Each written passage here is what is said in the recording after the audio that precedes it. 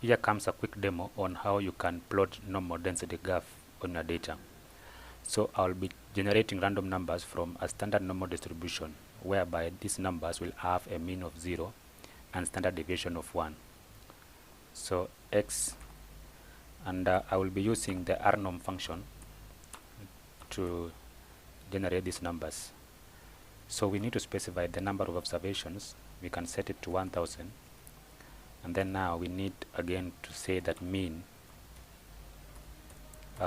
is equals to 0, and then the standard deviation to 1. And this could be any variable in your dataset. So you can run this.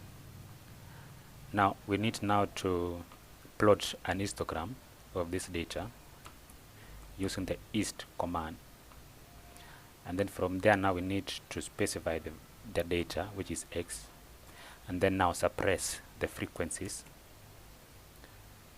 so that the densities have to be plotted. So in this case we are setting the frequencies to false, and then now plot this histogram. So you can see we have now plotted the histogram of x, and we are plotting the densities. So we need now to overlay the density curve on this histogram. So we'll be using the curve function,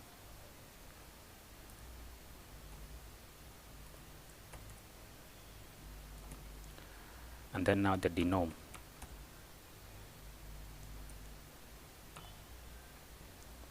And then also need to add an option here called add, and set it to true, so that it will be able to overlay the curve on the histogram. So we can plot the curve. So you can see from here that we have now overlaid the density curve on our histogram. So most times you will find that your data will not follow the standard normal distribution, whereby the mean is 0 and variance to be 1. At times your mean could be just a value, not 0, or a variance not 1. So maybe you can have a demo on that again.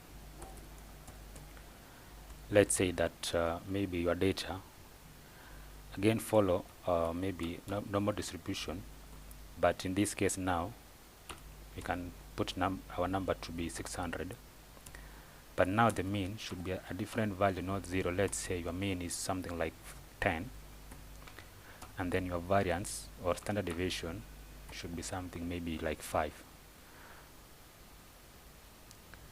Now we also need to plot this data.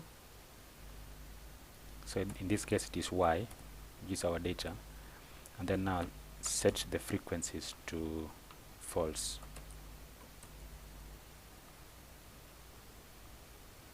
So this is our data, and then now we need to add the density curve.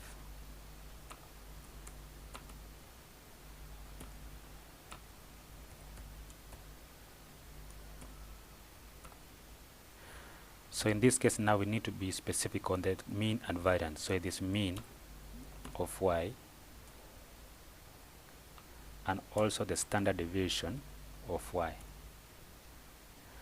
And of course we need to add this option, setting it to true, so that this graph is overlaid on our previous histogram. So we can run this, and you can now see that we have now plotted the density graph on our histogram.